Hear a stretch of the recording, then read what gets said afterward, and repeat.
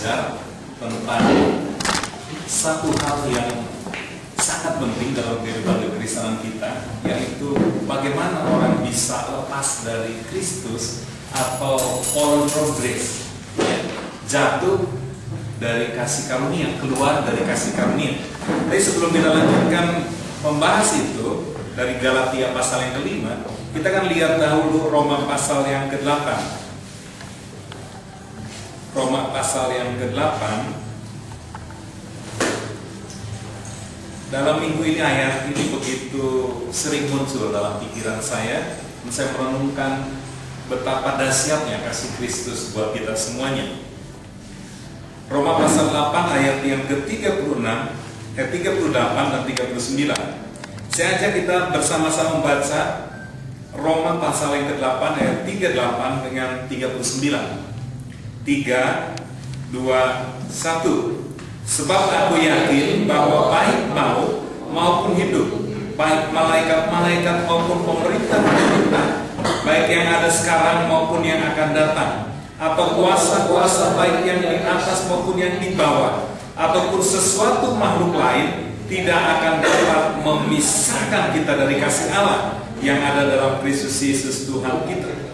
Ayat yang luar biasa berbicara tentang bagaimana kasih Allah itu tidak mungkin dipisahkan dari kita. Ayat ini berbicara tentang apapun yang bisa disebutkan di bumi ini tidak mungkin bisa memisahkan kita dari kasih Allah. Kita tidak mungkin bisa terlepas dari kasih Allah. Kita tidak mungkin, ya, tidak dapat dipisahkan dari kasih Allah. Saudara lihat, perhatikan satu demi satu dikatakan maut maupun hidup, ya. Maut maupun hidup itu tidak bisa memisahkan kita dari kasih Allah. Benar ya, karena ketika orang meninggal sekalipun dia meninggal bersama dengan Kristus, dia pergi ke tempat Kristus berada. Jadi tidak bisa dipisahkan dari kasih Allah. Kemudian disebutkan juga baik malaikat-malaikat maupun pemerintah-pemerintah. Ini berbicara tentang kuasa-kuasa, berbicara tentang makhluk antikodrati, ya, yang tidak kelihatan, yang bisa melakukan sesuatu. Itu juga tidak berkuasa. Iblis tidak berkuasa. Yang dimaksud pemerintah-pemerintah berbicara tentang penguasa-penguasa udara, tidak bisa memisahkan kita dari kasih Allah. Kemudian baik yang ada sekarang maupun yang akan datang, yang pernah ada bahkan yang akan datang. Terus apa lagi? Baik yang di atas maupun yang di bawah, ya, baik yang di atas maupun yang di bawah. Ini berbicara juga hal-hal yang adikodrati, yang supranatural, itu tidak pernah akan bisa memisahkan kita dari kasih Allah. Kemudian apa lagi? Ataupun sesuatu makhluk lain. Kalau perlu ada makhluk lain pun, kata firman Tuhan, itu pun tidak bisa memisahkan kita dari kasih Allah. Saudaraku, ini perkara yang luar biasa kalau kita merenungkan betapa Allah itu mengasihi kita dan kita tidak pernah terlepas dari kasih Allah. Ya, saya ingin menjelaskan kepada kita semuanya, apapun yang ada di bumi ini, yang di atas langit, bahkan yang di bawah bumi, itu tidak akan pernah bisa memisahkan kita dari kasih Allah. Ya, memisahkan itu kayak gini lah, misalnya tadinya kita sekamar, terus dipisahkan dengan kamar yang berbeda. Ya. Dipisahkan dari kebersamaan. Dan ini perkara yang luar biasa. Saudara mau saudara ada di mana, mau saudara sedang apa, Allah kasihnya itu terus menyertai kita. Oleh karena apa katanya di bawah? Memisahkan kita dari kasih Allah yang ada dalam Kristus Yesus Tuhan kita. Kasih Allah yang ada dalam Kristus, karena kita sudah memiliki Kristus dalam hidup kita. Galatia 2:20, namun aku hidup tetapi bukan lagi aku sendiri yang hidup, karena aku yang lama itu sudah disalibkan bersama dengan Kristus. Aku yang ada sekarang adalah aku yang bersama dengan Kristus. Kristuslah yang menjadi pusat dalam kehidupan kita. Dan kalau Kristus ada bersama-sama dengan kita, maka kita tidak bisa dipisahkan dari kasih Allah. Kita selalu bisa menikmati kasih Allah. kita selalu bersama-sama dengan Allah. Malam hari ini kita ingin belajar, tetapi kemudian Galatia menyebutkan hal yang sangat berbeda. Ya, Galatia pasal yang kelima. Lalu apa yang bisa memisahkan kita dari kasih Allah? Roma pasal 8 berbicara tentang tidak ada yang bisa memisahkan, tapi ini berbicara segala sesuatu di luar kita. Sekali lagi, yang tidak bisa memisahkan kita dari kasih Allah di dalam Roma pasal 8 itu cerita segala sesuatu yang di luar kita. Ya, kan tadi bicara tentang kuasa yang di langit, yang di bawah bumi, malaikat-malaikat, penguasa-penguasa, makhluk, ya, yang sekarang maupun yang akan datang, itu sama sekali tidak bisa memisahkan kita dari kasih Allah. Lalu apa yang dimaksud kitab Galatia pasal yang kelima? Ternyata ada yang bisa memisahkan kita dari kasih Allah, tetapi itu bukan dari luar. Yang bisa memisahkan kita, yang bisa membuat kita fallen from grace, kita keluar dari kasih Allah, ternyata ada. Dan itu di dalam kita, bukan apa yang di luar kita, bukan apa yang kita perbuat, ya, bukan dosa kita. Dosa tidak bisa memisahkan lagi kita dari kasih Allah, karena dosa sudah selesai di kayu salib. Nah, kita lihat apa yang membuat kita bisa terpisah dan jatuh dari kasih Allah. Kita keluar dari kasih Allah. Allah tidak pernah meninggalkan kita. Kitalah yang keluar dari kasih Allah, fallen, keluar, jatuh dari kasih Allah. Galatia 5 ayat 4 yang kita bahas minggu-minggu lalu, kamu lepas dari Kristus jikalau kamu mengharapkan kebenaran oleh hukum Taurat. Kamu hidup di luar kasih karunia. Kamu hidup di luar kasih karunia. Kamu fallen from grace. Kamu jatuh keluar dari kasih. Padahal Roma pasal 8 tadi berbicara bahwa tidak ada yang bisa memisahkan kita dari kasih Allah. Lalu apa dimaksud Galatia ini bahwa kita bisa terpisah dari kasih Allah? Tadi di Roma itu berbicara tentang apa yang di sekitar kita itu tidak akan bisa memisahkan kita dari kasih Allah. Tetapi yang bisa memisahkan kita, yang membuat kita keluar dari kasih Allah adalah ketika kita mulai mempercayai kebenaran oleh karena Taurat. Ya. Jadi ini yang membuat kita kehilangan, ya, kehilangan posisi di mana kasih Allah melingkupi kita, kemudian kita keluar dari kasih yang melingkupi kita senantiasa itu adalah ketika saudara percaya ada kebenaran oleh Taurat. Oleh karena itu malam hari ini saya jelaskan sekali lagi. Saya akan urut yang pertama. Kemarin saya sudah jelaskan bahwa kenapa Paulus menuliskan perkara ini kepada jemaat di Galatia. Karena jemaat di Galatia memulai dengan kasih karunia, tetapi kemudian menjalani kehidupannya bukan dengan kasih karunia. Ya, jemaat di Galatia pertama menerima Kristus dan diselamatkan oleh kasih karunia, tetapi kemudian menjalani hidup di luar kasih karunia. Yohanes pasal 1 ayat 16 dikatakan apa? Itu berbicara dari kasih karunia kepada kasih karunia. Perjalanan hidup kita seharusnya seperti itu. Kita lihat Yohanes pasal 1 ayat 16 dikatakan seperti ini. Karena dari kepenuhannya kita semua telah menerima kasih karunia demi kasih karunia. Jadi perjalanan hidup kita adalah perjalanan hidup kasih karunia. Perjalanan kita adalah perjalanan kasih karunia, di mana kita diselamatkan oleh kasih karunia, kemudian menjalani hidup kita oleh karena kasih karunia, dan menjalani hidup kita selanjutnya oleh kasih karunia dan oleh kasih karunia. Dan jemaat di Galatia gagal melakukan itu. Jemaat di Galatia mulai melihat sesuatu yang lain. Ada guru-guru palsu yang mengajarkan Injil yang lain kepada jemaat di Galatia, bahwa mereka juga harus melakukan sesuatu supaya dibenarkan. Mereka menyebutnya dengan sunat. Ya. Jadi orang-orang itu yang dilahirkan kembali itu kemudian diminta untuk disunat supaya lengkap keselamatannya, supaya lengkap kebenarannya. Ya. Kemarin saya jelaskan bahwa hukum Taurat itu terdiri dari 613 perintah, ya, mitzvot kalau bahasa Ibrani. Jadi ada 613. Jadi mereka kumpulkan perintah-perintah yang ada di kitab Musa itu, kemudian mereka tuliskan, itu ada 613 perintah. Dan Paulus katakan di kitab Galatia ini, satu saja engkau percayai dari 613 itu membuat engkau lepas dari Kristus, membuat engkau keluar dari kasih karunia. Satu saja.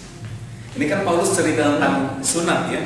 Galatia pasal yang kelima dikatakan, sesungguhnya Paulus berkata kepadamu, jikalau kamu menyunatkan dirimu, Kristus sama sekali tidak akan berguna bagimu. Galatia 5 ayat 2 itu menjelaskan satu dari 613 mitzvot tentang sunat itu menyebabkan jemaat di Galatia fallen from grace, keluar dari kasih karunia, kembali lagi kepada Taurat, kembali lagi kepada Taurat. Satu saja. Oleh karena itu di ayat 9-nya disebutkan, Paulus menjelaskan bahwa sedikit saja, satu saja dari 613 itu engkau percayai, itu akan menjadi seperti sedikit ragi dalam adonan. Ya, ayat 9 dikatakan, sedikit ragi sudah menghampiri seluruh adonan. Ini ceritanya seperti itu. Paulus sedang menyatakan bahwa kamu percaya saja satu dari Taurat dalam hidup itu sudah merusak seluruh hidupmu, karena engkau keluar daripada kasih Kristus. Engkau tetap selamat, saudara. Engkau tetap selamat masuk surga karena engkau sudah diselamatkan. Tetapi perjalanan hidupmu bukan lagi perjalanan di bawah kasih karunia, tetapi engkau kembali berjalan di dalam Taurat. Artinya apa?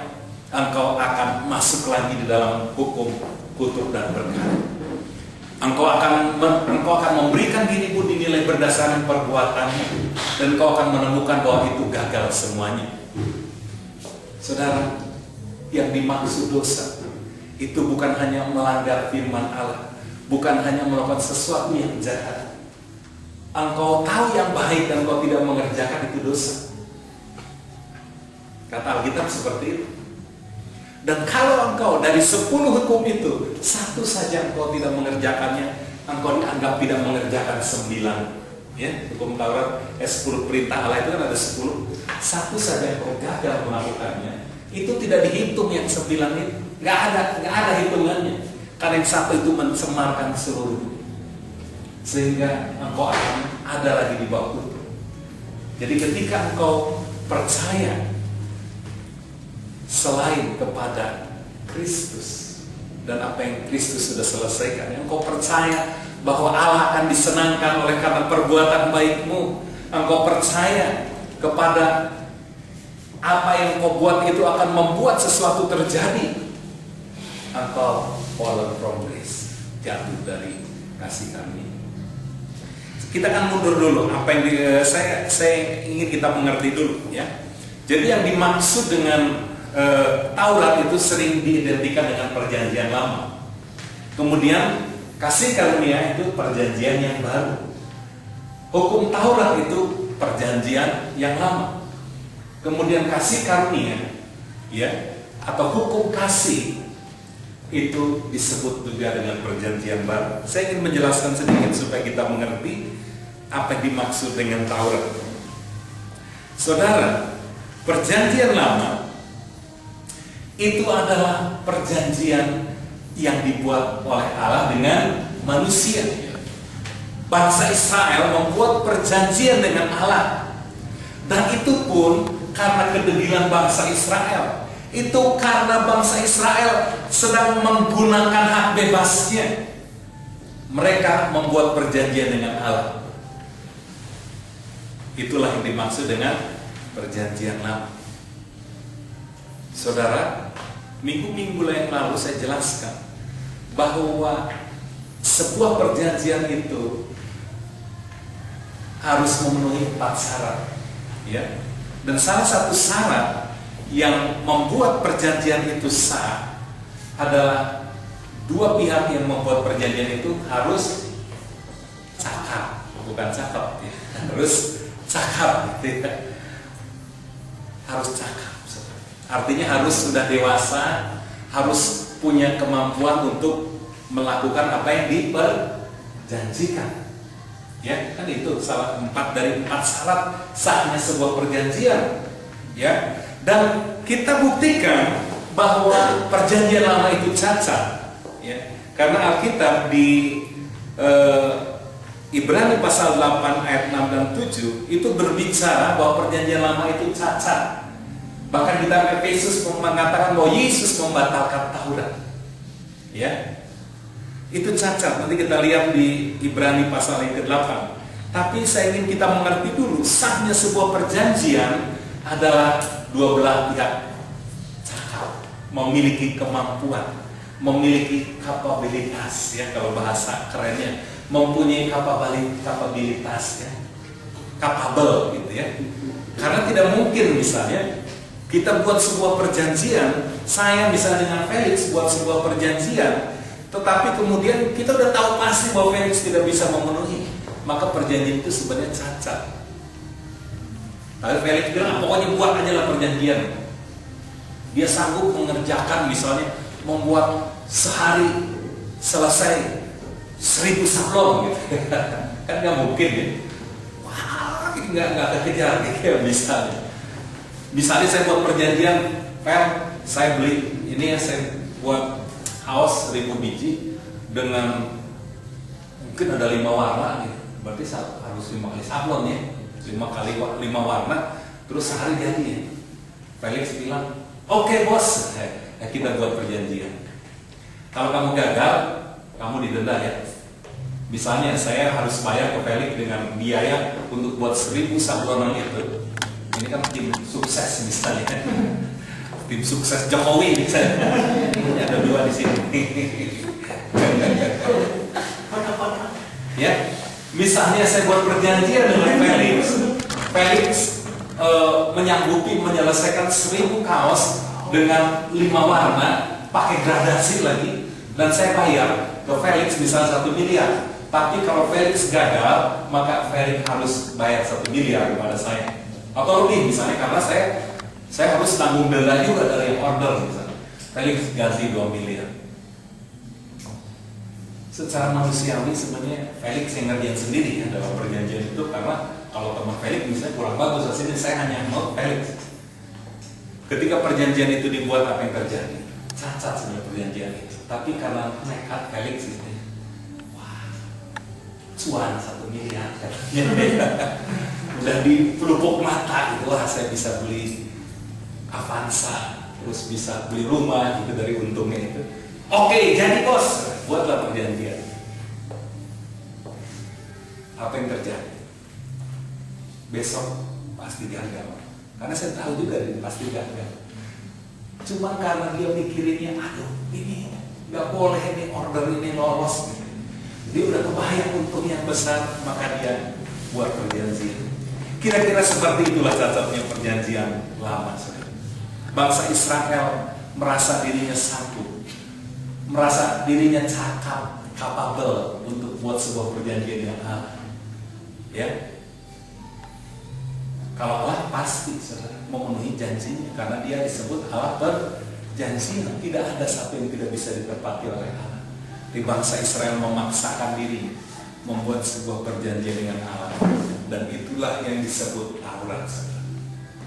Bangsa Israel ingin berhubungan dengan Allah berdasarkan apa yang mereka bisa lakukan.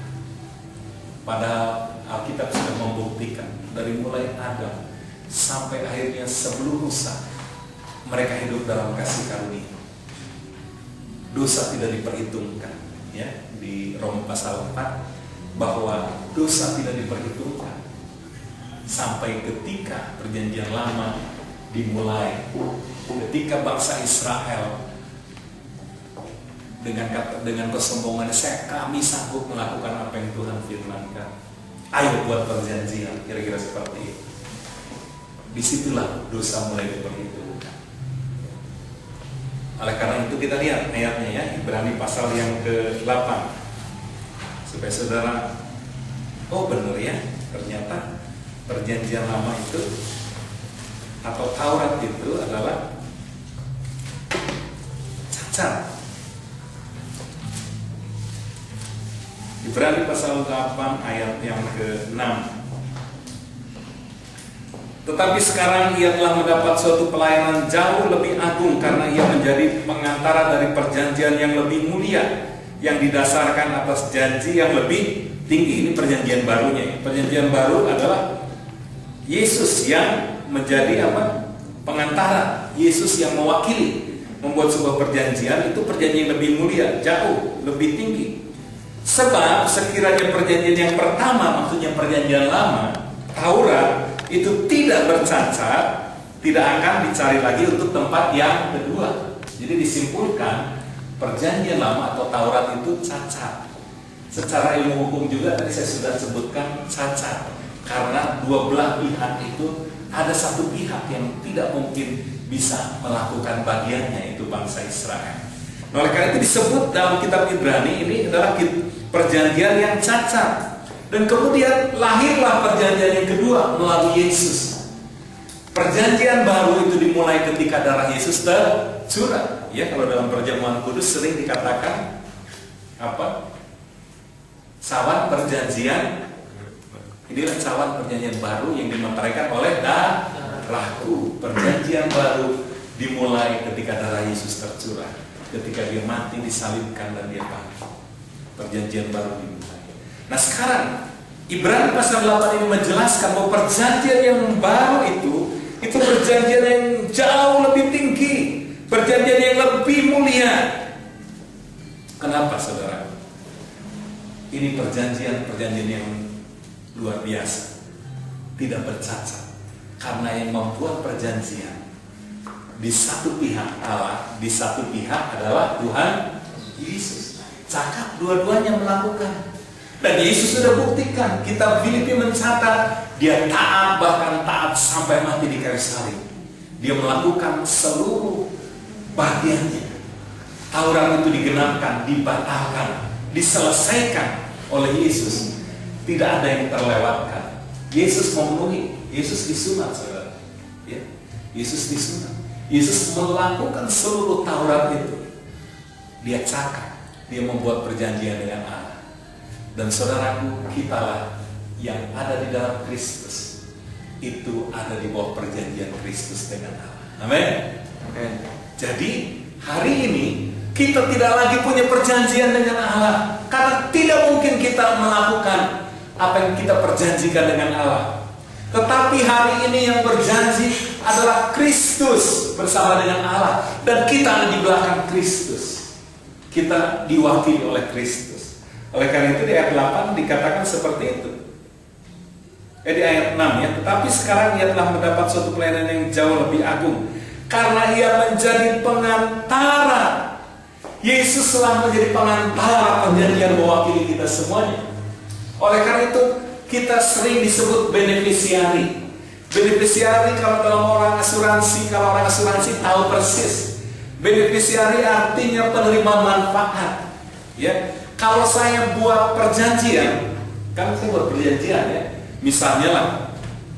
Misalnya, nah ini agen asuransi gitu ya, dari Prudensial misalnya, memprospek saya, ayo bang, anak-anak abang biar masuk asuransi, tiga-tiganya dimasukin bang, abang bayar premi setiap bulan atau setahun sekali per anak 5 juta. Dan hidup anak-anak abang itu akan terjamin sampai kuliah nanti. Bahkan di dalamnya juga ada asuransi jiwa. Kalau meninggal abang, maka anak-anak dengan istri akan menerima manfaat.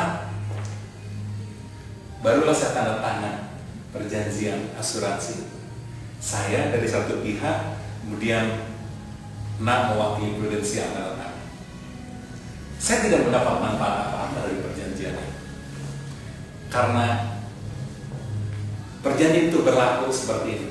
Kalau saya meninggal, maka asuransi akan membayar semua kebutuhan sekolah anak-anak saya dan kebutuhan hidup istri. Benar? Saya buat perjanjian. Yang menerima manfaat adalah istri dan anak-anak saya.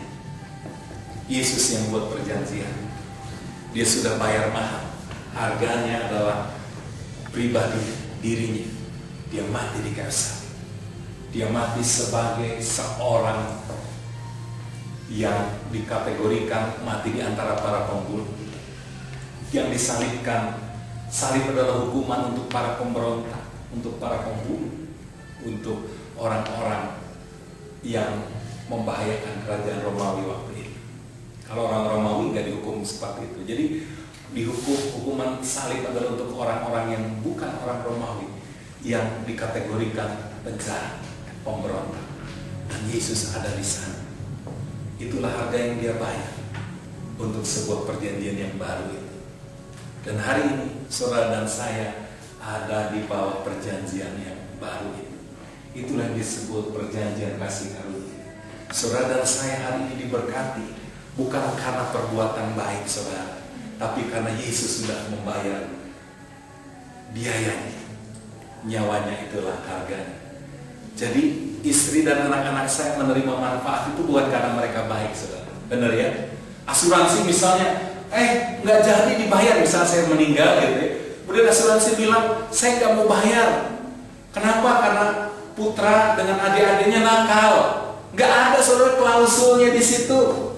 Asuransi ini hanya tahu perjanjiannya, saya membayar, kemudian kalau saya meninggal maka asuransi membayar semuanya. Nggak ada kalau baik, kalau mereka buat ini, kalau buat itu, nggak ada. Nggak ada kalau kita mau bayar asuransi kan. Kalau ada syarat-syarat begitu, perusahaan asuransi dulu tikar semuanya. Nah, hari ini kita tahu persis ayat ini menjelaskan Yesuslah perantara perjanjian baru. Dia sudah membayarkan mahal. Dia bayar dengan nyawanya sendiri. Sebuah perjanjian yang baru dimulai ketika darahnya tercurah. Dan kitalah penerima manfaat perjanjian itu. Nah, hari ini kita ada di bawah perjanjian itu. Ada di bawah perjanjian itu. Kalau perjanjian lama isinya kutuk dan berkat. Kalau perjanjian yang baru isinya adalah berkat dan berkat. Berkat dan berkat. Karena kutuk sama Yesus nanti. Perjanjian yang baru adalah kita diberkati. Bukan karena kita melakukan sesuatu, tapi karena Yesus sudah melakukan sesuatu. Yesus sudah membayar sebuah perjanjian untuk kita semua. Ya, saya harap kita mengerti apa yang dimaksud perjanjian baru, perjanjian lama dengan penjelasan singkat tersebut. Perjanjian baru selalu berbicara tentang perjanjian kasih karunia. Sering juga saya sebut perjanjian berkat. Perjanjian lama itu saya sebut perjanjian kutuk dan berkat. Tapi perjanjian yang baru adalah kita ada di bawah berkat dan berkat. Saudaraku, lalu ketika Paulus mengatakan kamu lepas dari Kristus, kamu fallen from grace, kamu keluar, kamu jatuh dari kasih karunia, kalau kamu mempercayai sedikit saja ada kebenaran di dalam Taurat. Saudara, begitu keras perkara ini Paulus tegurkan buat orang Galatia, karena Paulus tahu persis bahwa kalau orang mencampurkan kedua hukum itu dalam hidup, maka mereka akan kehilangan berkat warisan dari Bapa. Ya, saudaraku, ketika mencampurkan Taurat dengan kasih karunia, maka kita akan hidup lagi di bawah kutuk dan berkat.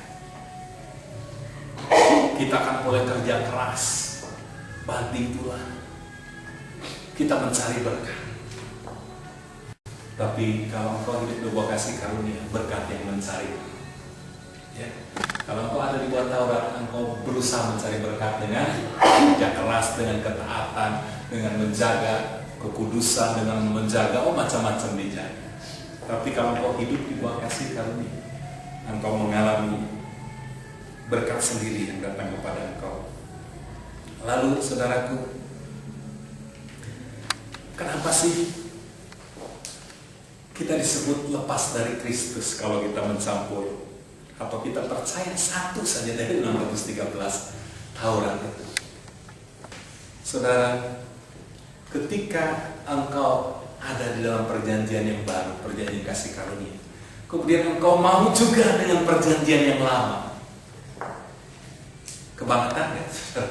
Sudah dikasih perjanjian yang lebih baik, kita pengen ada perjanjian lain menyertai, perjanjian yang sebenarnya perjanjian yang cacat, kan kebangetan ya?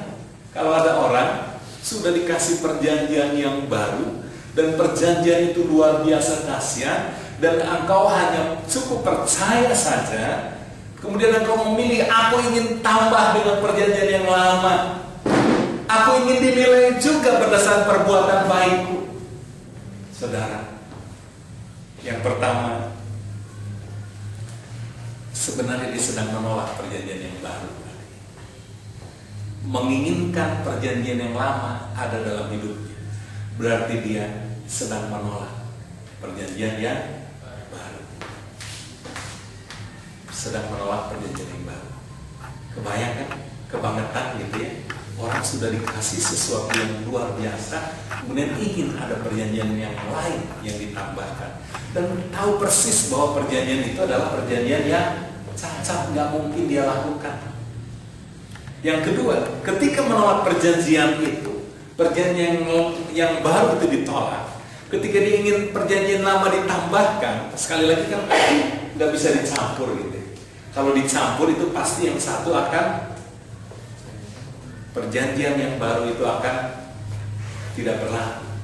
Jadi nggak mungkin saudara hidup dalam dua perjanjian, ya. Tidak mungkin hidup dalam dua perjanjian. Ketika dia percaya kepada perjanjian yang lama, maka perjanjian yang baru itu langsung tidak berfungsi. Ya, sekali lagi, perjanjian yang baru itu tidak akan berfungsi ketika engkau percaya satu pasal saja dari perjanjian yang lama. Tapi intinya apa, saudara? Ketika saudara mempercayai satu bagian saja dari Taurat di dalam hidupmu, engkau sebenarnya sedang menolak Kristus. Engkau sedang menolak darah Yesus. Engkau sedang berkata, darah Kristus kurang. Oleh karena itu saya perlu tambahkan dengan perbuatan baik saya. Darah Kristus itu kurang, sehingga saya perlu melakukan sesuatu supaya lebih sempurna. Saudaraku, itulah yang terjadi. Itu yang disebut engkau fallen from grace, lepas dari Kristus. Bukan Kristus sebenarnya yang melepaskan engkau, engkau yang melepaskan diri dari Kristus. Karena engkau tetap selamat sebenarnya, tapi engkau akan mengalami yang namanya hidup di bawah Taurat kembali. Ya, saudaraku, di Galatia 4 sebenarnya dijelaskan ya. Galatia 4 itu menjelaskan tentang dua jenis perhambaan, dua jenis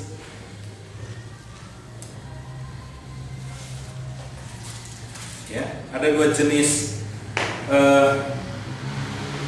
perjanjian ya. Itu digambarkan tentang Hagar dan Sarah ya. Hagar dan Sarah. Hagar itu Sarah itu adalah istri dari Abraham ya.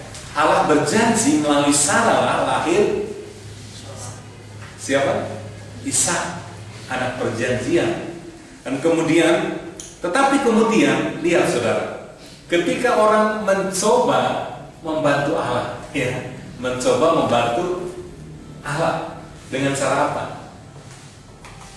Sarah memberikan Hagar kepada Abraham supaya lahir anak, tapi Allah menolak Ismail karena dia bukan anak perjanjian. Oleh karena itu, anak Sarah itu menggambarkan anak perjanjian, sedangkan anak Hagar itu menggambarkan anak perhambaan. Ya, kita lihat satu ayat.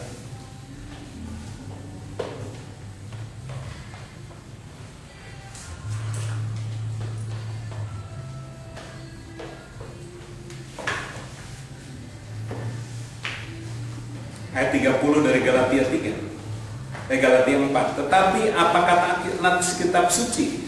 Usilah hamba perempuan itu beserta anaknya, sebab anak hamba perempuan itu tidak akan menjadi ahli waris bersama dengan anak perempuan merdeka itu. Saudara lihat, Hagar itu menghasilkan anak namanya Ismail, dan Alkitab katakan usirlah karena anak ini tidak akan menerima warisan, ya, tidak akan menerima warisan. Dan saudaraku, ketika kita mulai percaya kepada Taurat sedikit saja, maka engkau sebenarnya sedang mengatakan, aku gak perlu warisan, aku bisa cari sendiri dalam hidup. Engkau keluar dari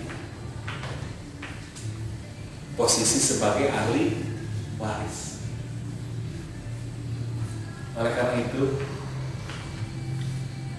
hari ini saya ingin kita mengerti perkara ini clear, bahwa Allah merindukan itu untuk hidup dari kasih karunia kepada kasih karunia. Dan Allah itu setiap kita boleh mengalami kehidupan sebagai ahli waris, yang kita tahu persis tadi perjanjian baru adalah perjanjian berkat dan berkat. Oleh karena itu, jangan biarkan engkau menerima dan mempercayai apa yang dikatakan tentang perbuatan baik, tentang Taurat. Ya, Taurat itu kan berbicara tentang perbuatan baik kita di hadapan Allah, menghasilkan perkenanan Allah. Tapi hari ini, oleh karena perjanjian yang baru, oleh karena pengorbanan Yesus, maka kita menjadi orang-orang yang berkenan kepada Allah karena Kristus yang di dalam kita, bukan karena perbuatan. Ada satu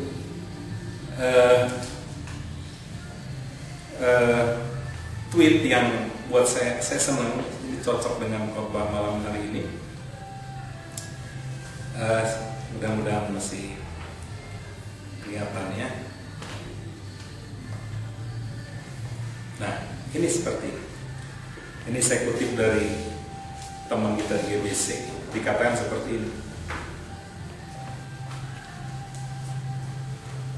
When Jesus Christ is put in the center, everything become beautiful. Sekali lagi, when Jesus Christ is put in the center, everything become beautiful. Ketika Kristus ada di pusat hidup kita, artinya kita di bawah kasih karunia, segala sesuatu menjadi lebih indah, segala sesuatu menjadi lebih mulia. Ketika kita ada di bawah kasih karunia, ketika kita percaya bahwa Kristus sudah menyelesaikan semuanya buat kita, dosa kita sudah diselesaikan oleh Kristus, semuanya menjadi indah dalam hidup kita. Tapi ketika kita menambahkan kepada Kristus perbuatan baik kita, usaha kita, pekerjaan kita ditambahkan, maka segala sesuatu berantakan, segala sesuatu jadi kacau dalam hidup kita. Tapi ketika Kristus ada di posisi yang seharusnya, maka segala sesuatu menjadi lebih indah.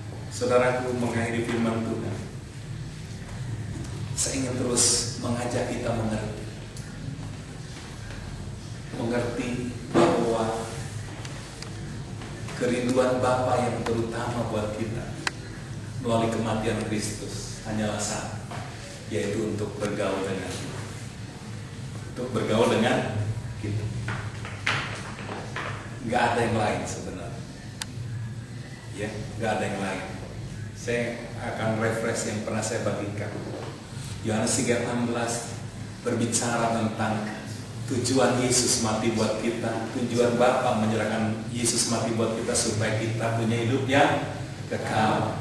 Yang dimaksud dengan hidupnya kekal, Yohanes 17 ayat 3 adalah inilah hidupnya kekal itu, yaitu bahwa mereka mengenal. Jadi hidupnya kekal itu adalah mengenal Allah. Paulus katakan yang kau kehendaki ialah mengenal. Yang dia usahakan dalam hidupnya adalah mengenal. Oleh karena itu saudara ada di bawah kasih karunia dengan satu tujuan, supaya engkau mengenali, bertumbuh di dalam pengenalan itu akan membuat kasih karunia semakin besar.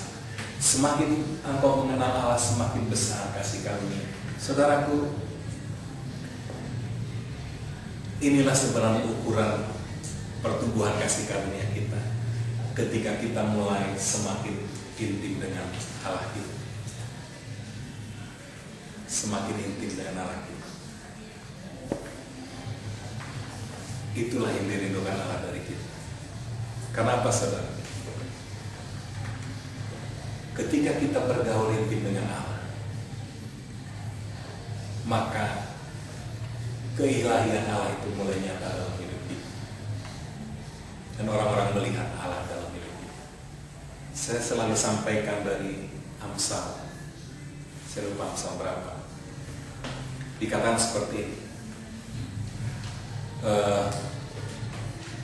Siapa bergaul dengan orang bijak akan menjadi bijak. Siapa bergaul dengan orang fasik akan menjadi malang. Ya, itu Amsal berapa? Amsal 20 ayat 7 atau 13 ayat 20. Amsal 13 ayat 20 seperti itu. Saya selalu mengajarkan itu, ya. Barang siapa bergaul dengan orang bijak akan menjadi bijak, tapi barang siapa bergaul dengan orang fasik akan menjadi malang. Sudah bisa bayangkan betapa dahsyatnya pergaulan, ya. Kita tahu persis bahwa pergaulan itu begitu dahsyat, luar biasa. Orang akan berubah kalau dia bergaul.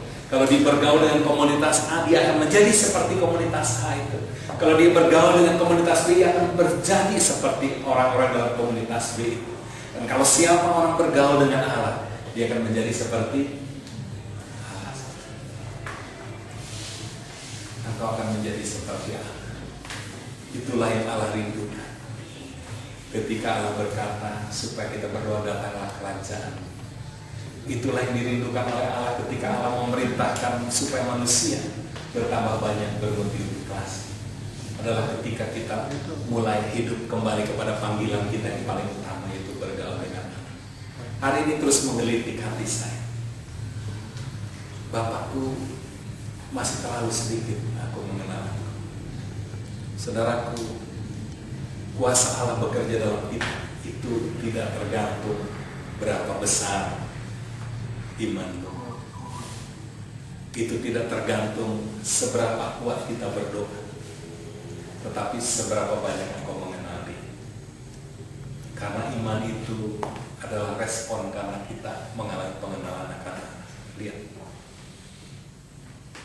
ketika orang semakin mengenal kasih Allah dalam hidupnya, melihat Allah, maka keilahian Allah mulai masuk dalam hidup dia, termanifestasi, dan dia mulai berubah. Ya. Sekali lagi, ini yang saya sebut istilah effortless transformation of life. Kalau kita semakin bergaul dengan Allah, engkau akan mulai berubah, dan engkau berubah. Engkau tidak menyadari engkau berubah. Orang-orang di sekitarmu yang mulai menyadari engkau berubah. Ya. Ada dua ekstrim sebenarnya. Ya. Ada orang yang ngajarin, ayo hidup kudus, hidup kudus, hidup kudus. Tapi kemudian ada juga yang orang ngajarin, ayo nikmati aja kasih karunia. Ya. Tapi kita mau belajar seimbang. Ketika kita mulai mengalami kasih karunia itu membawa kita tadi kepada pemulihan hubungan dengan Allah. Semakin mengenal Allah. Kalau engkau semakin mengenal Allah, maka engkau mulai berubah. Ya, mulai berubah. Dan Alkitab ini mencatat polanya selalu seperti itu. Orang diajak mengalami kasih Allah, mengenal Allah, baru diajarin, kamu jangan berbuat gitu. Dan itulah yang membuat kita berkata, firman Tuhan itu ringan, perintah-perintah Allah itu menyenangkan. Saudara, kenapa? Karena dia terlebih dulu mengalami kasih Allah. Kalau orang semakin mengenal Allah, yang namanya perintah Tuhan itu menyukakan hati dia. yang namanya ketaatan, menjaga kekudusan, itu menyenangkan hati dia. Karena dia tahu dia sudah mengalami kasih Allah. Oleh karena itu, ini yang menjadi dasar pelayanan ini kan gitu juga ya. Kita saling mengasihi karena terlebih dahulu kita mengalami kasih Allah. Selalu ini urutannya, alami kasih Allah. Melalui pengenalan Allah, melalui keintiman dengan kita mengalami kasih Allah, barulah kita berubah dan mulai berbuah. Buah-buah kebenaran itu mulai dihasilkan ketika kita mengalami keintiman dengan Allah. Oleh karena itu, saya ingin kita mengerti bahwa satu yang harus kita kerjakan di dalam zaman kasih karunia. Yang lain kita tidak perlu kerjakan ya, kalau secara kasarnya seperti itu. Kan keselamatan pemberian Allah, terus kesembuhan pemberian Allah, benar? Kelimpahan pemberian Allah, kemerdekaan pemberian Allah. Lalu ada satu sebenarnya yang harus kita kerjakan. Kata kitab Ibrani, berusaha supaya kamu masuk kepada perhentian hari ke-7. Itu berbicara bagian kita hari ini adalah mengusahakan untuk semakin intim dengan Allah. Paulus katakan seperti itu juga, yang ku kehendaki, kerinduan Paulus dan yang dia usahakan adalah supaya dia bertumbuh di dalam pengenalan akan Allah. Itu saja. Kalau engkau, karena nggak otomatis ya, kita mengalami keintiman itu nggak otomatis, saudara. Kalau diem aja bisa intim nggak bisa. Ya, misalnya lah, bisa kan terdiam, gitu. Terus bergaul dengan Bobby, nggak pede, ini bisa aja gitu ya. Bisa ini bergaul, ya, kawan. Bobby, wah, aktif gitu ya. Tapi disanya dia nggak mengusahakan supaya lebih akrab, nggak terjadi pergaulan yang baik. Benar nggak? Atau Isnu lah gitu ya. Bergaul dengan Bobby gitu. Bergaul dengan Bobby. Terus jangan ketemu, jadinya pergaulan itu masing-masing sibuk.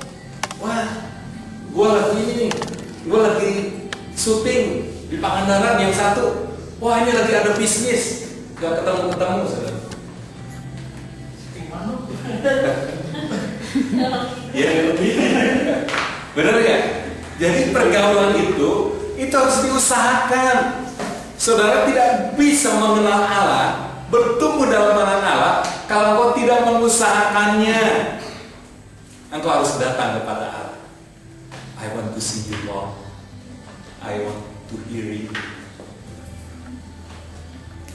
Ya, saya ingin kita di GBC ini menjadi orang-orang yang mengejar pergaulan dengan Allah dalam hidup lebih dari apapun.